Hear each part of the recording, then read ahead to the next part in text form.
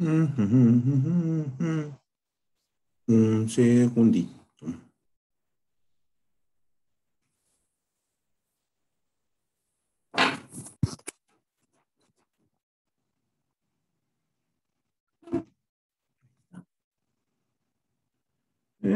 Pues sí. Ujú.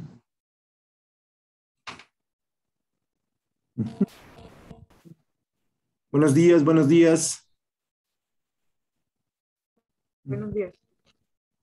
En un momentito comenzamos, ¿eh? Nada más que entren un poquito más y ya ahorita ya empezamos.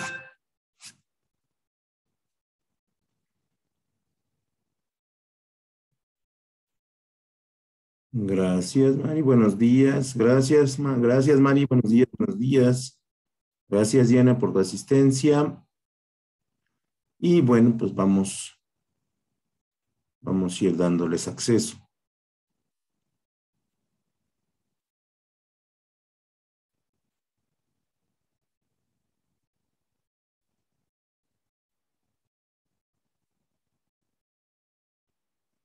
Buenos días, Edith. Ok. Bueno, pues les damos la bienvenida a este penúltimo sábado previo al examen. La siguiente semana, evidentemente tenemos examen, entonces tenemos doble tarea. Por un lado tenemos la guía y por el otro lado, bueno, la actividad que tenemos que desarrollar para complementar nuestras tareas. La tarea será una tarea muy pequeñita, realmente muy, muy pequeñita. Yo estimo que máximo media cuartilla, para que se concentren en su guía.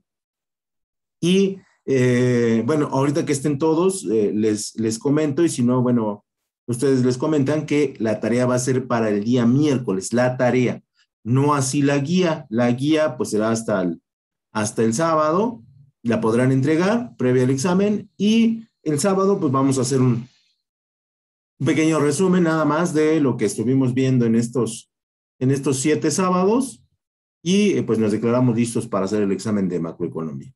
Entonces esas van a ser las actividades que vamos a hacer esta semana, y bueno, pues vamos a comenzar. ¿Vale? Vamos a compartir pantalla. ¿Dónde estás? ¿Dónde estás?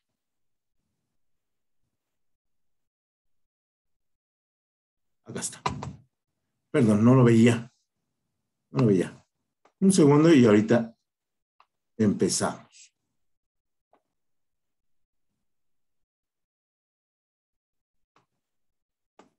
Ok, ahora sí.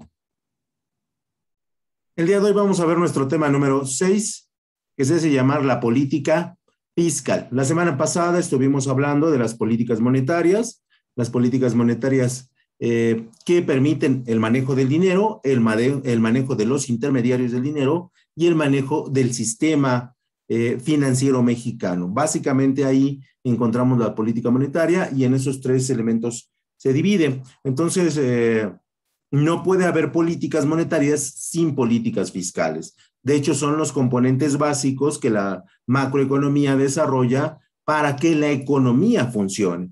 No puede existir política fiscal sin política monetaria, y no puede existir política monetaria sin política fiscal. Entonces, bueno, este tema es realmente muy relevante porque hoy tenemos políticas fiscales mucho más severas que las que teníamos en el pasado, y donde se busca que la mayoría de las personas en edad productiva pues le paguen impuestos al gobierno, ¿no? Esa es una materia que se tenía pendiente desde hace muchos, muchos años, porque muchas personas evaden los impuestos, y es curioso que al que paga impuestos se le apriete más, ¿no? Y se le verifique más que aquel que no lo hace, o aquel que encuentra los mecanismos para, de acuerdo a la ley, no pagar sus impuestos, o para que se le regrese.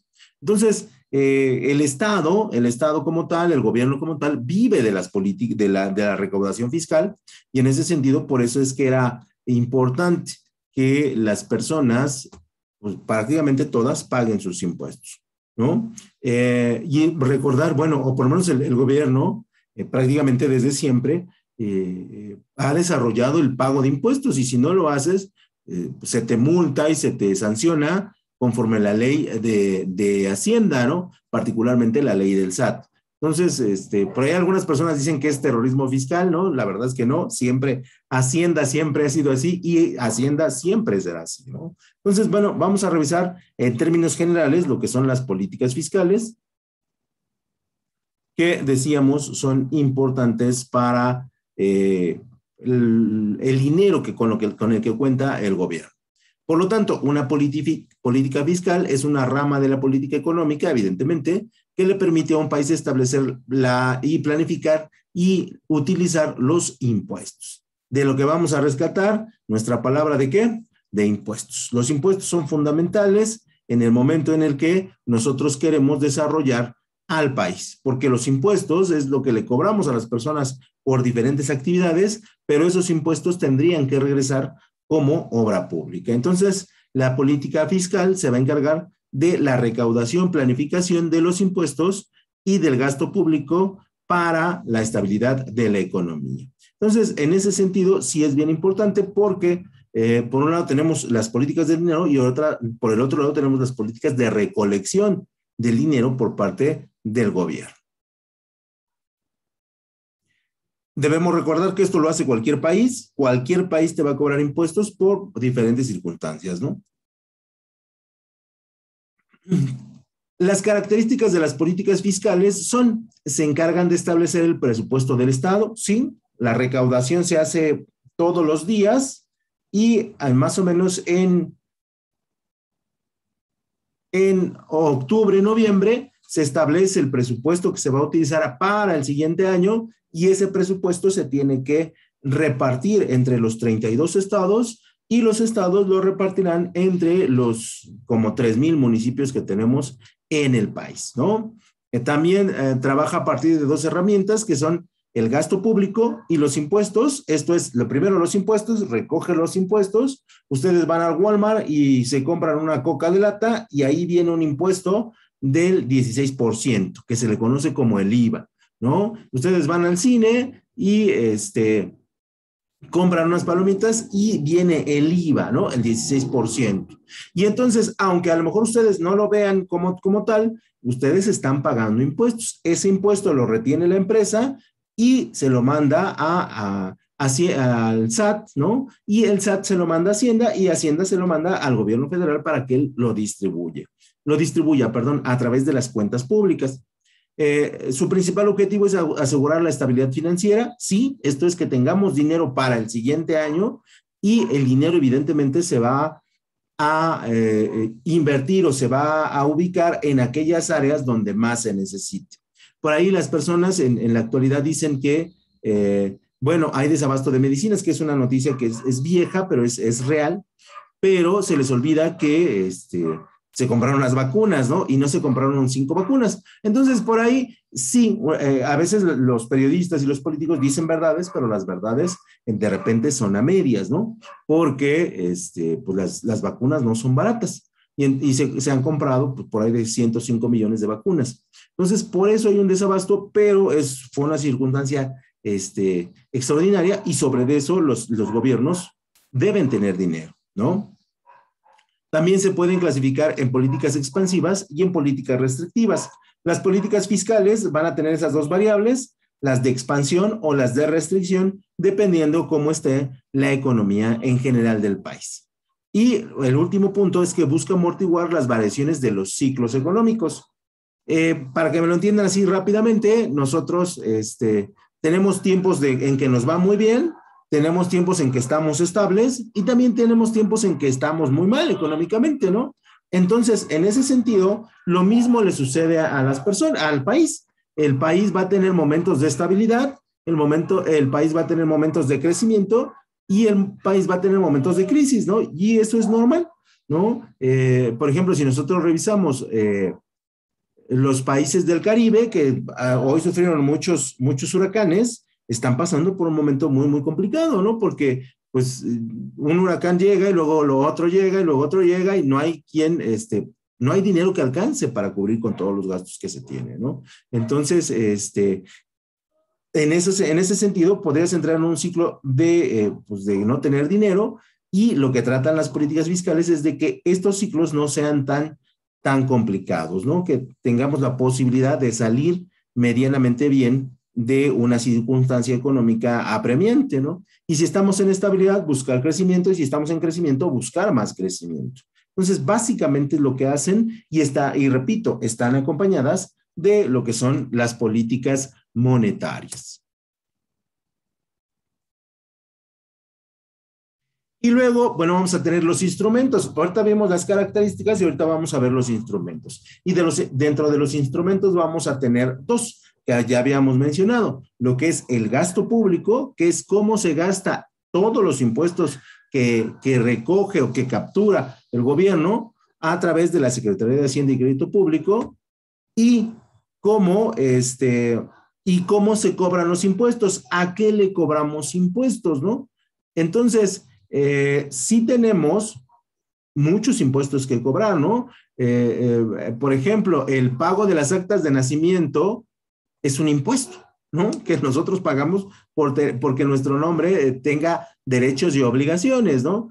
Por el otro lado, o yéndonos al extremo, tenemos que pagar impuestos por la inhumación de una persona que ya falleció, o cuando vamos al panteón y lo enterramos, ¿no? Tenemos que pagar impuestos. Y cada 7 años tenemos, pues, sobre todo para las gentes que se enterraron, que están en un panteón, se tiene que pagar un impuesto, ¿no? Si tú quieres tener un carro de lujo, tienes que pagar impuesto. Si tú quieres trabajar por tu cuenta, tienes que pagar impuesto. Y entonces, prácticamente en todo lo que hacemos, existe el pago de los impuestos como forma de captación de dinero para el gasto público.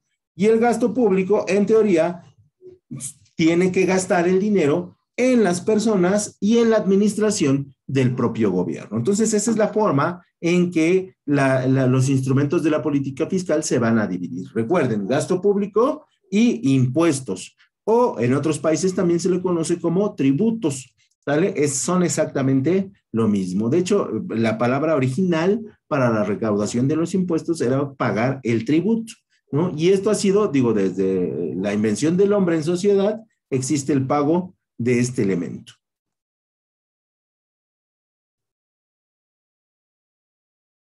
Luego vamos a tener los tipos de políticas fiscales, y de acuerdo al modo de uso de los instrumentos de lo que el gobierno quiera, existen dos tipos de políticas fiscales, las cuales son, evidentemente, las políticas fiscales de expansión y las políticas fiscales de restricción, ¿sale? En las políticas fiscales de expansión hay más gasto público, pero menos impuestos. ¿Estamos de acuerdo? O sea, yo utilizo el impuesto en el máximo de su capacidad, esto es, lo administro de manera súper eficiente, y les cobro pocos impuestos, pero esos impuestos los utilizo muy bien, los administro muy bien, ¿no? Esto se puede y es válido en grupos sociales con poblaciones pequeñas, ¿no? El caso de los países europeos, el caso de algunos países centroamericanos, que realmente son muy pequeñitos, sí pueden utilizar estas políticas expansivas, ¿no? Donde yo tengo un gasto público fuerte, pero mis impuestos son poquitos. ¿Por qué? Y esto también se da porque yo tengo a muchas personas que están inscritas para pagar impuestos. Aquí en México se estima que 40 millones de personas en edad productiva, ¿no? No pagan impuestos, o buscan la manera de no pagarlos, o pagan los mínimos. Entonces, por ahí no se puede.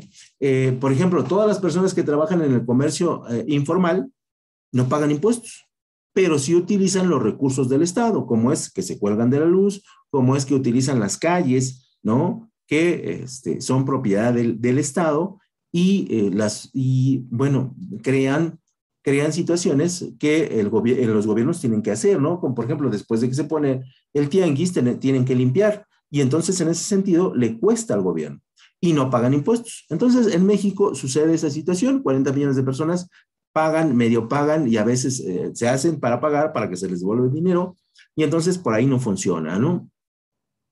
Y repito, estas funcionan cuando todo el mundo paga y cuando el dinero se utiliza al máximo de su capacidad. Y después tendríamos las políticas fiscales restrictivas, donde hay más impuesto y donde hay menos gasto público. Y aquí tenemos un ejemplo claro donde en México, donde se cobran muchos impuestos, pero esos impuestos, una gran cantidad, por ejemplo, se va al pago de campañas de los partidos, ¿no? Que es una cantidad impresionante de dinero la que se va a ese rubro. Y entonces dices, oye, o sea, ¿qué no podrías trabajar mejor las campañas con presupuestos más austeros y que el excedente del dinero que te damos se fuera a otra obra y el INE dice, ¿no? ¿Qué crees que no se puede, ¿no? Entonces en México tenemos las dos combinaciones, ¿no? Hay políticas expansivas y hay políticas restrictivas, pero en lo general hoy tratamos de cobrar impuestos, no más impuestos, sino de que tengamos una mayor cobertura de personas que los pagan. Entonces, así funcionan y todos los países del mundo trabajan bajo estos dos esquemas, políticas fiscales expansivas, políticas fiscales restrictivas.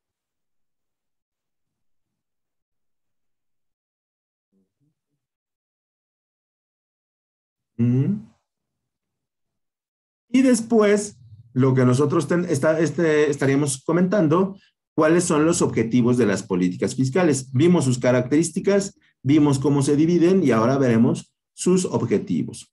Y entonces los objetivos tratan de estabilizar de forma exitosa la economía en sus ciclos, como ya habíamos comentado. Esto es para que siempre estemos digamos que en la medianía y de ahí hacia arriba y no al revés, de la medianía hacia abajo, ¿no? Incrementar el crecimiento del país a través del gasto público, tales como inversiones creadas para el beneficio y crecimiento económico de un pueblo.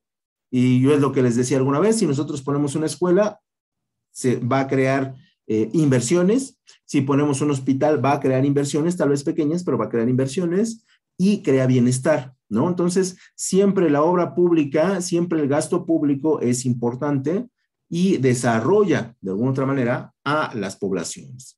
También garantiza los servicios sociales necesarios para la población, las escuelas, los hospitales, la seguridad, aunque bueno, todavía es mal en México, las carreteras, las calles pavimentadas, por ejemplo, porque hay muchas regiones, a lo mejor que a lo mejor ustedes no conocen, pero hay muchas regiones, por ejemplo, en Oaxaca, en Chiapas, donde la población pues no tiene pavimento en sus calles, ¿no? Y eso es increíble, o no tiene drenaje, ¿no?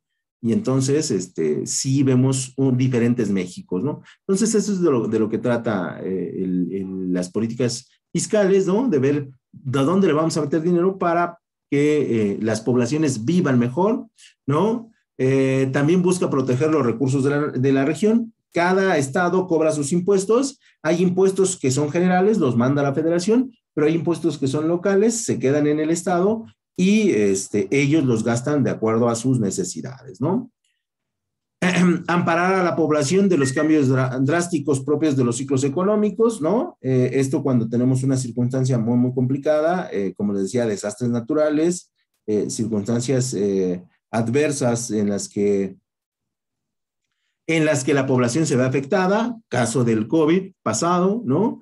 Y en general busca cómo gastar el dinero de mejor manera, ¿sale? Entonces, esos son básicamente los 4 objetivos de las políticas fiscales, lo que es la estabilización, lo que es el amparo a la población, lo que es proteger los recursos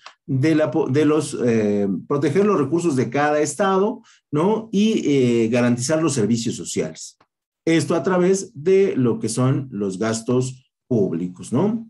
Y que de alguna otra manera, bueno, todos tengamos acceso a él, ¿no? Por ejemplo, y repito, a lo mejor soy un poco repetitivo, pero la vacuna es para todos, es universal y entonces aquí no se ve si una persona la puede comprar o si una persona pues, se la tienen que regalar. Finalmente es un servicio que el gobierno establece que tenga que ser gratuito, ¿no?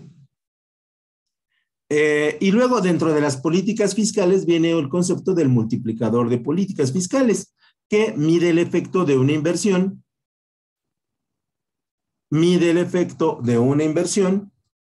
que realiza el gobierno. Y esta inversión que realiza el gobierno, bueno, necesitamos ver qué tanta productividad nos va a dar.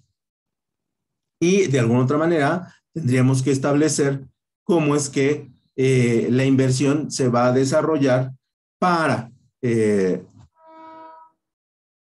para todas las personas y en qué porcentaje nos vamos a ver beneficiados, ¿no? Entonces, es importante que nosotros identifiquemos cómo funcionan las políticas y cómo es que estas políticas nos permiten mejorar de alguna o de otra manera, ¿no? Entonces, por ahí sí es importante que nosotros consideremos que las políticas son fundamentales para el desarrollo de la población. Y entonces el multiplicador va a medir eso. Yo pongo un hospital y vemos que ese hospital, cuánto trabajo da, cuántos dependientes económicos van a existir de él, y sobre eso nosotros empezamos a medir el beneficio y el avance de la economía. Y en México se tiene mucha obra pública, principalmente tenemos lo que son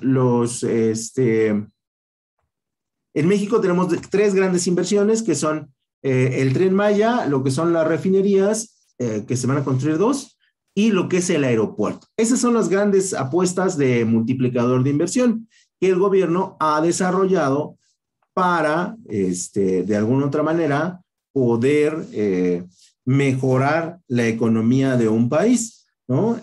Podrán ser buenas ideas, podrán ser malas ideas, pero finalmente, y eso sí lo debemos de decir, esas ideas provienen de su dinero, muchachos, del pago de los impuestos. Por lo tanto, por eso es importante que se midan los multiplicadores de las políticas fiscales. Y en otras palabras, el multiplicador fiscal indica en qué cantidad aumenta o disminuye los ingresos de un país en caso de aumentar o en caso de disminuir en el gasto público, a partir de la recaudación fiscal, que decimos que en México, pues sí está un poquito complicada, ¿no? No es la mejor recaudación, incluso ni siquiera de América Latina, ¿no? Hay países como, por ejemplo, Argentina, que es la que más cobra los impuestos, que tienen políticas fiscales de recolección mucho más poderosas. Y acompañando al multiplicador fiscal tenemos al multiplicador de gastos. Y el multiplicador de gastos se refiere al efecto de incrementar, que tienen el efecto de incrementar los gastos de la economía y tener un mayor aumento de inversiones, ¿no? Cuando nosotros somos un país muy grande, lo que nosotros vamos a buscar, o lo que en teoría se busca, es que seamos atractivos para la inversión. Y ese atractivo para la inversión, o sea, esos trabajos van a representar impuestos, y esos impuestos, en teoría, tendrían que mejorar la calidad de vida de las personas que viven en dicha población. Por lo tanto, sí es importante que nosotros multipliquemos el gasto a partir de las inversiones que tenemos y les demos facilidades, aunque no tantas, a los empresarios.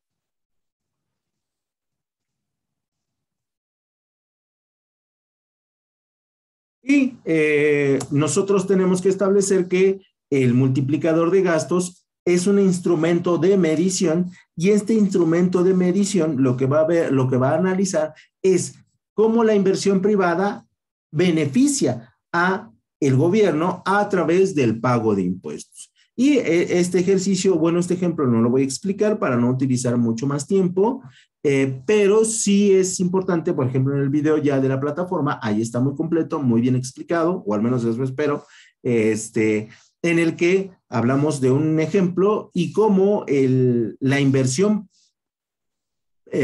cómo la inversión privada hace que la inversión pública crezca y podamos desarrollar en conjunto una mejor calidad de vida y una mejor economía para las personas. Una vez que tenemos los impuestos, una vez que tenemos la cantidad de dinero que recogimos durante todo el año, podemos pasar al presupuesto de Estado. El presupuesto de Estado es un presupuesto federal que se va a discutir entre la última semana de noviembre, y por ahí van a ver las noticias, donde van a decir, los diputados se quedaron hasta las 4 de la mañana para aprobar el presupuesto del Estado, ¿no? Y esto sucede todos los años porque tienen que autorizar la cantidad de dinero que el gobierno federal le va a dar a cada uno de los estados y en qué se lo tienen que gastar, porque eso es bien importante. Entre 1980 y 1990 se mandaba el dinero y los estados se lo gastaban en lo que querían, ¿no? Y prueba de ello es que tenemos Chiapas, Tabasco, Oaxaca, que son estados, bueno, incluso Guerrero, súper pobres porque el presupuesto no se ejercía correctamente, ¿no? A partir de 1992 hay una cosa que es un ajuste al presupuesto que se llama etiquetar. Y la etiqueta no es otra cosa que dices, estos 5 pesos son para seguridad, punto. Y si no te los gastas esos 5 pesos en seguridad, lo que va a hacer el gobierno federal es que el próximo año no te va a dar 5 pesos, te va a dar 4. Resulta ser que el siguiente año no te gastas los 4 pesos, ¿no? Pues entonces te va a mandar una etiqueta de 3 pesos, ¿no? Hasta que digas, ya me gasté los 3 pesos y entonces el siguiente año te vuelve a mandar 3 pesos para que el dinero se ejerza, ¿vale? Entonces, en la actualidad prácticamente todo el dinero que manda el gobierno está etiquetado, todo. Eso no quita que haya pues gente que le encuentra la trampa, ¿no? Y desvía recursos. Eso es lo normal, eso es muy común, ¿no? Pero en teoría, el dinero tiene que llegar al lugar en el que el gobierno determine. Entonces, el presupuesto general del Estado son una previsión de gastos y de ingresos que el Estado va a ejercer durante un año y donde tenemos 2 variables. Lo que nosotros en teoría vamos a gastar y lo que en teoría nosotros vamos a ingresar, ¿no? Ya en este momento o ya para finales de noviembre, el gobierno sabe cuántos huracanes va a haber el próximo año, cuánto es el índice de mortalidad, cuánto es el índice de natalidad que se va a dar en la población, ¿no? ¿Qué posibilidades hay de algún desastre natural, ¿no? Y sobre eso toma previsiones para guardar más o menos dinero. Y antes de que el gobierno comience la elaboración del presupuesto, las entidades, esto es los estados, deben entregar un plan con los distintos gastos e ingresos en el periodo siguiente, ¿no? O sea, no te puedo decir, dame 5 millones y a ver yo cómo me los gano. No, cada gobierno estatal tiene que crear su plan sobre el cual se va a gastar el dinero que va a recibir. Y entonces, si no lo manda, no le pueden mandar dinero, es una obligación. Entonces, es parte del protocolo del presupuesto del Estado. A partir de estos documentos, el gobierno comienza la elaboración en una previsión global del próximo ejercicio, ¿no? Y prepara el presupuesto general del Estado, ¿no? Y entonces a Chiapas le da 5 pesos, y a Monterrey le da 6, y a Baja California le da 5, y al Estado de México le da 4. ¿De qué depende? Depende de la recaudación fiscal. Si los estados recaudan mucho, normalmente les manda mucho. Si los estados recaudan poco, normalmente les manda poco. Así funciona, ¿no? Aunque se digan otras cosas en entrevistas o en las noticias, ¿no? Una vez que el gobierno haya elaborado el presupuesto, deberá presentarlo a la Cámara de Diputados y de Senadores para debatirlo y aprobar, ¿no? Hay un punto de acuerdo, por ejemplo, para que el año pasado se grababan impuestos para toallas femeninas y artículos de higiene íntima. Y para este año, en teoría, porque todavía no está aceptado, en teoría hay un acuerdo entre todos los diputados y los senadores para que las toallas y todos los artículos femeninos íntimos no tengan este impuesto, ¿no? Entonces, posiblemente sea una ventaja y es solamente un ejemplo que se da en el que, en teoría, las toallas femeninas y los tampones femeninos no tendrían que aumentar de precio o su aumento sería realmente mínimo. ¿Sale? ¿Qué debe contener un presupuesto público? Bueno, evidentemente el objetivo, ¿no? Que el objetivo es dotar a los estados de recursos para el ejercicio del siguiente. Tendría que establecer los gastos y los ingresos detallados en cada una de las entidades, ¿no? Que es un trabajal, muchachos, es inmenso el trabajo que se hace para hacer un presupuesto. A mí me tocó realmente no hacer un presupuesto federal, a mí me tocó hacer un presupuesto estatal y es la locura, la verdad es la locura, pero es muy bonito ver cómo se mueven los números. Y luego vendrían las políticas económicas, ¿no? ¿Hacia dónde, qué política económica va a atacar el recurso que se le está dotando al Estado, ¿no? Y entonces a partir de ahí, pues ya el Estado, a partir del 1 de enero del año siguiente, empieza a ejercer el dinero, ¿sale? Y es la manera en cómo va este ciclo, se perpetúa hasta que, bueno, pues las economías se van haciendo más fuertes y hasta que vamos logrando que todos en el país tengan las mismas oportunidades, los mismos derechos y los mismos servicios. ¿Sale?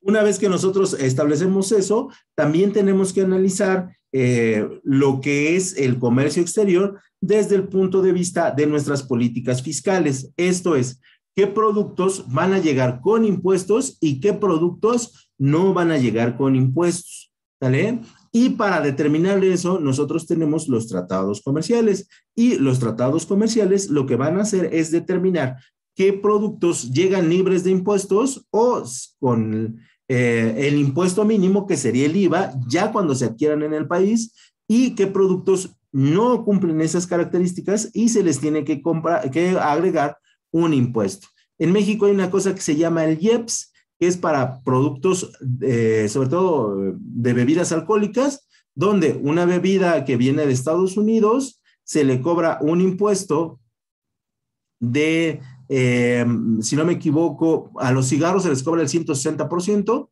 ¿no? El 160%, una vez que se empiezan a consumir en México, ¿no? Por eso es que la bebida, la cerveza que viene de importación es cara, es realmente muy cara. Que ese es un ejemplo. O sea, tú pagas IEPS y pagas IVA, ¿no? Evidentemente, el IEPS lo paga el empresario y el IVA lo pagas tú, ¿no? De alguna otra manera. Entonces, por eso es importante que el comercio exterior se vincule con las políticas fiscales, porque de ahí nosotros tenemos que determinar qué sí paga impuestos y qué no lo paga. Y una vez que determinamos qué impuestos sí cobran y qué no, empezamos a aplicar lo que nosotros conocemos como la renta neta, que es lo que tenemos que descontarle por el ingreso de productos a territorio nacional por concepto de comercialización. La renta neta dependerá de si la persona es física o jurídica, y asimismo cada agente, dependiendo de la actividad y la forma en la que opere, efectuará el cálculo de una manera u otra. ¿Sale? Dependiendo de lo que nosotros hagamos y queremos comercializar en el país, se nos cobrarán diferentes tipos de rentas. Las rentas no son otra cosa más que impuestos. La renta neta puede verse desde la perspectiva de una persona física, esto es de una empresa, como un trabajador que recibe un sueldo mensual de su empleador. A su vez, para una persona jurídica, una persona moral, como una sociedad o una empresa. Será el beneficio o pérdida generada por su actividad económica. Y sobre eso van los impuestos, ¿no? También está el impuesto del ISR, ¿no? Que es muy fuerte, ¿no? En México. Y también tenemos un impuesto que se llama el impuesto sobre los activos, ¿no? Que también es un impuesto que a veces es como extraño de pagar. Y ya para finalizar, en el país, si nosotros tenemos crisis económica o tenemos un bajón de la economía, vamos a utilizar los estabilizadores automáticos, que los estabilizadores automáticos son instrumentos que las políticas fiscales y las políticas monetarias ejecutan para que la economía se sujete. ¿Qué quiere decir esto? Aumenta el precio de, no sé, por ejemplo, el precio del queso. Pues entonces el estabilizador automático habla de que el país va a abrir las fronteras a la importación de quesos, y entonces la importación de quesos hace que los quesos nacionales bajen el precio. Imagínense que subió la carne de res, y entonces, como la carne de res la traíamos de Venezuela, tenemos un convenio con Brasil, entonces le solicitamos carne a Brasil y eso hace que los venezolanos bajen el precio. Son instrumentos que están muy bien coordinados con la Secretaría de Hacienda y Crédito Público, con el INEGI, con el Comercio Exterior y con evidentemente, la estabilidad de la inflación y la estabilidad en general del país. Y estos instrumentos nos dan cifras para que nosotros ejecutemos diferentes estabilizadores, ya sea fiscales o monetarios, ¿no? Y esto nos permite que la economía siempre esté en equilibrio. Una de las ventajas que ha tenido este país durante más de 30 años es que si bien nos hemos apretado el cinturón mucho tiempo, pues de alguna otra manera hemos estado estables en términos macroeconómicos, ¿no? Sí, muchos empresarios, muchos gobernantes se han hecho ricos de este país, pero no hemos tenido crisis como las de El Salvador, como las de Guatemala, como las de Honduras, como la de los haitianos, ¿no? Que hoy están cruzando hacia Estados Unidos y bueno, eso nos ayuda. Eso no quiere decir que estemos muy bien, simplemente estamos en una situación donde podemos tener la posibilidad de ir adquiriendo productos, de ir creciendo en nuestro patrimonio, de tener alimentos en nuestro refrigerador, y eso hace que de alguna otra manera la gente diga, pues vamos a seguirle, ¿no? ¿Qué es lo que hacen los estabilizadores automáticos? Por lo tanto, un estabilizador fiscal utiliza un comportamiento anticíclico, que le suceda, ¿no? Antes de que suceda, el estabilizador se ejecuta y entonces en ese sentido no hay crisis, ¿no? Imagínense que les empieza a doler su muela y ustedes tienen el estabilizador, ¿no? Y el estabilizador le dice, ¿sabes qué? Al primer dolor te vas al dentista.